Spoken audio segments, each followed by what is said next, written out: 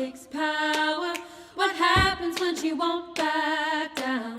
What happens when a woman takes power? What happens? What happens? What happens when a woman takes power? What happens when she won't back down? Well, good morning, Laura. Laura Schmitt Olabisi, one of the founding Magnolias. How's it going today? It's going pretty well. Yeah, we're getting into the fall for real here, so the weather's turning cold, but yeah, it's going well. I hope you're well too.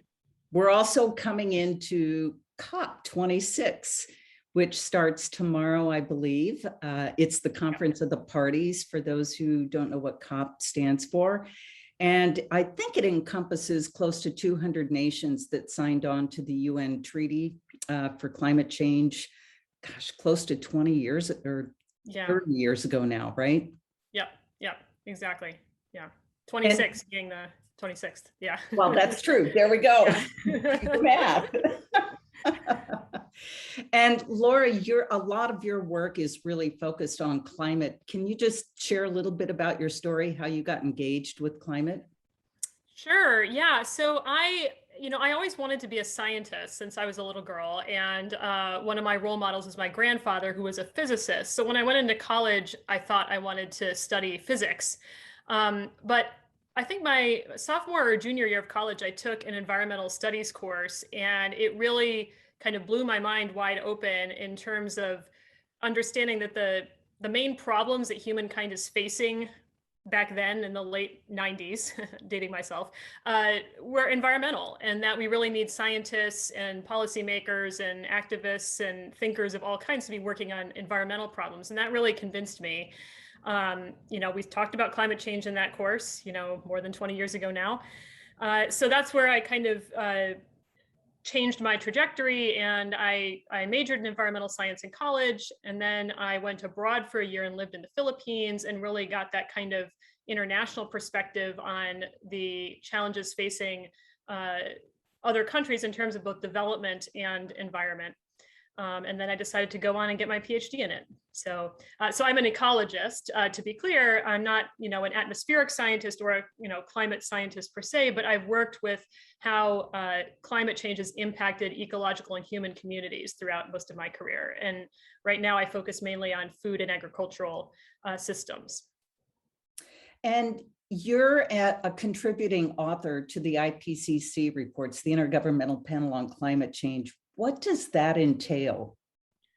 Wow, yeah. So I'm a contributor to the 6th report, which is coming out next year. And there are, I don't even know how many, it's got to be into the thousands of scientists that contribute to these reports from all over the world. And it's really a powerful experience because you get to work with a group of colleagues from all over the world. And I was working on the Africa chapter, so we would have our individual writing assignments, and then we were supposed to meet in person, but because of COVID, we didn't. So we have these, Zoom calls and workshops where we really hash through, the putting all of the scientific message together and getting comments from other scientists who are peer reviewing it and incorporating those. So it's a very rigorous process. It's very, any piece of text that goes in there has, dozens, if not more, of eyes of different scientists on it. So, it's quite a process, but it's really, really informative, really interesting. So going back to COP26, which starts tomorrow, we're really kind of at the 11th hour right now. Yes. What do you expect will come out of COP26, and what is your greatest hope for COP26? Well, I am not a political scientist or a policy person, to be clear. So I am loath to make predictions about what policymakers are going to do. But what I hope for two big things. I hope for, first of all, more firm commitments and plans to really bring the group of countries to a point where we're not going to be exceeding 1.5 degrees C, where we have, what the scientists tell us is really that's the limit that we can go, and not get into some of the more catastrophic and more worrisome impacts of climate change. We can still make it. If we make big commitments in the next decade or so, we can still get there, but we need these commitments to start coming out, and we need concrete plans to achieve them. And we've seen, even in our own country, how difficult that is. The second thing I really want to see coming out is climate finance. So there was supposedly $120 billion committed to less wealthy countries that was supposed to go out by 2020 to help them achieve both mitigation and adaptation goals. So in other words, to help them develop renewable clean energy sources, but also, to adapt to the temperature and climate changes that are already happening. And that has not materialized. We have, including for the US, we have not paid our share. So one of the things that's important to understand is that we need the biggest emitting countries, which includes, us, China, Europe, to get away from fossil fuels ASAP. And we also need to help countries that are really on the cusp of developing, many of which are in sub-Saharan Africa, that's the biggest block, to do it with renewables and not with fossil fuels. And I am very worried that if we don't start getting those funds in to develop solar, develop geothermal, develop, ecologically sound agriculture and food systems into sub-Saharan Africa, they're going to go to the Russians or the Chinese and build dirty coal and diesel plants. And that is going to be a disaster. So I think that that's something that the US has neglected a bit, to be honest, in our foreign policy. And I really would like to see firm commitments there coming out of COP26. So if 1.5 is the ideal cap, which we've been talking about for decades now, just to put it in context, where are we now in terms of atmospheric temperature rise? Well, I mean, right. So the current commitments of the international community are, I think, we would see about 2.5 degrees C of warming under those current commitments is what I remember seeing recently. So we're not there yet.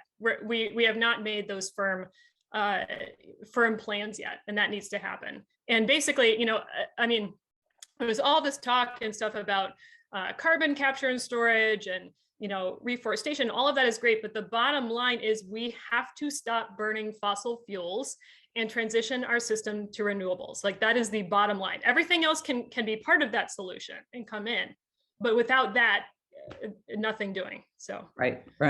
And you mentioned adaptation and mitigation. And again, this has been a conversation going on for decades. Given that it's 2021 and not 1981, yeah. Where should our focus be? Equally spread across adaptation strategies or mitigation strategies, or how is that pendulum swinging these days? And is it different in different countries? Yes. I mean, to your latter question, yes, it is different in different countries. So I think it has to be both. And I really want to get away from the framing that you often see in the media of pitting them against each other, like we can do one or the other, because we need to do both. And one of the reasons we need to do both is that the communities that are already receiving the brunt of climate change now are already often marginalized and impoverished communities, whether it's in West Africa or in the United States where I work. So, we need to make sure that we're not contributing to loss of human life, frankly, and less quality of life, while we're at the same time, dramatically mitigating. Like I said, we need to get off of fossil fuels. So what that looks like specifically is, as you say, going to depend on where you are in the world, what community you're talking about, who is being impacted. Obviously, I mentioned sub-Saharan Africa, like the biggest mitigation effort there is going to be preventing future emissions, right? Building the renewable infrastructure so that as it develops, as these countries develop, they're not burning coal. But the adaptation has to be just as dramatic, because these are countries that have contributed virtually nothing to the climate change happening as of now, but they're going to be suffering greatly under it. So both in terms of sea level rise, drought, agricultural yield loss, pests and diseases, all that kind of thing. So they need funds to help them cope with that and make sure that they're preventing the worst of those impacts from happening to the most vulnerable communities. Mm. We've also seen a lot of research that girls and women are adversely affected by climate change impacts. Can you say a little bit about that? Yeah, and frankly, we discussed that in the Africa chapter that I was a contributing author on, and it is a bit under-researched. The research that we have points to that, and there's many reasons for that. So, women, for example, in African communities are often the ones in charge of collecting firewood, collecting water, dealing with the running of the household. And in a drought situation, they're the ones often most impacted by having to go further for water, for example, which can be a threat to their physical safety as well.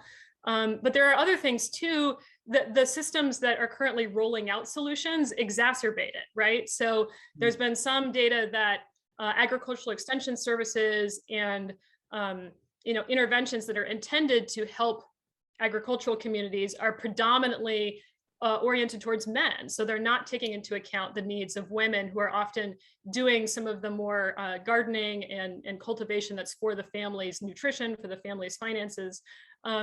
So there's a way in which women are being impacted, and there's a way in which the systems that are geared towards helping ameliorate these impacts are exacerbating it because they're not considering the voices of women as much as they should be. And I think if you look around, in a lot of these rooms where some of these decisions are being made or these solutions are being talked about and note the gender balance, I think that says a lot, right? There you go. Yeah, even in my, cadre of scientists, it still is very kind of, it's getting better, but it still is gender imbalanced. And I think that contributes sometimes to this problem, so. Yeah. Coming back to the US and your current role, so you're at Michigan State University. Yes. I'm curious, and given the classes that you teach, I'm curious, what are your students saying? Where's their head? They're scared. They're angry. They're anxious, I would say. This is a big deal for, I would say, when I talk to people my age, the climate crisis is one of the things they care about, but it's not usually the top. For the 20-year-olds, this is the top. This is the thing they're the most, concerned about. And it's understandable because they're going to be living with the effects of it longer than we are, right? And they're even, asking questions like, should I have children given the climate crisis? Is it advisable to bring children into a world that's going to be climate disrupted? Even that extreme. So I think that gives rise to the immense activism we've seen by young people over the last few years, including the Sunrise Movement and other similar movements. But yeah, they're frustrated, upset, and anxious. And so I feel like the role of folks in my generation is to help remind them of the hope, right? Because there are solutions. We know what those solutions are. And, we need their energy and momentum, but also, to everybody to join in to help push these solutions, because it really is going to take all of us. And they're right. This is a crisis. That is the thing that frustrates me the most, that our politicians are not treating it like the crisis it is. It is a crisis. Just like COVID, just like we all sprang into high gear and we're like, okay, this is an international pandemic. We need to do this. We need to do that. We need to get the vaccine out. That is the urgency we need to see with the climate crisis right now. Totally agree. It goes back to the book, The Great Disruption. And he writes in there that we may be slow, but we're not stupid. Yeah. We do have the solutions. Exactly. So we've talked a little bit about politicians and governments and nations, not rising to the real challenge, the crisis that we face. We also talk about corporations, the role of corporations. Yeah. And, Peter Senge used to always say, corporations can't change the world, but the world won't change without corporations. Yes. So if we bring it down to citizens, what are one or two things that each one of us can do to make a difference? I mean, the first thing I would say is get politically active. I think that, a lot of us who care about these issues have made, some personal lifestyle changes over the last few years, and that's important, not denigrating any of that, but we need to change the systems, and that can happen at all kinds of levels. So I'm talking even like, who's running for your city council? Where do they stand on climate? Are they invested in making the community more walkable? Are they concerned about these issues? I mean, I think that that's one thing the young people have really taught us over the past couple of years. There is a lot of power if there's even like 50 more people showing up to a city council meeting talking about this than there used to be. Right. That can lead to a real change at the local level, a real reduction of emissions. So get politically active at all levels. That's kind of the first thing I would say. And then, a lot of the other lifestyle changes, we've been hearing about this over the years. The three top things, sources of your emissions are where you live, how you get around, and what you eat. And there's lots of excellent, advice on how to reduce your emissions in those arenas that are great. You can see if your local community has a solar program where even if you don't have, for example, here in Lansing, we have our own utility company. And even if you can't put solar on your rooftop, you can buy into a solar installation that's actually just a few blocks from my home, and kind of contribute to that renewable energy development. So programs like that. Great. So one last question. And you talked about hope, and somebody quoted an author unknown that hope is fighting for a world we may never see. Yeah. And the Magnolias, we are focused on women leading in climate justice, in the UN Sustainable Development Goals, and equity. What is one piece of advice you would give to any woman? Yeah, well, I think on this issue particularly, it's just so easy to get discouraged. And I get it. I have been there. I mean, you've seen me, Darcy. Like I have, it just feels so big, and that, people who are able to pull the levers of change are not doing it. And it can feel very frustrating. But I think the one thing that I have learned is to not give up and keep pushing, because I do feel the momentum gaining. And again, the good thing is we have the solutions. Yes. We know how to transition to a zero carbon world. We could do it. We just need the will. And that just requires the push. And if we all give up, then that push is not going to be there. So we need to keep pushing. And I would say not to get discouraged by, if COP26 doesn't come out with exactly the things we want, if the next year's meeting, just keep pushing, because, it's going to take, the next 10 years of concerted action, and we can't give up after one, disappointing meeting. So Amen. That's what I would say. So it's hope with our sleeves rolled up. So yes. Time to roll up our sleeves. Exactly. I love it. All right. Thanks, Laura. Thanks, Darcy.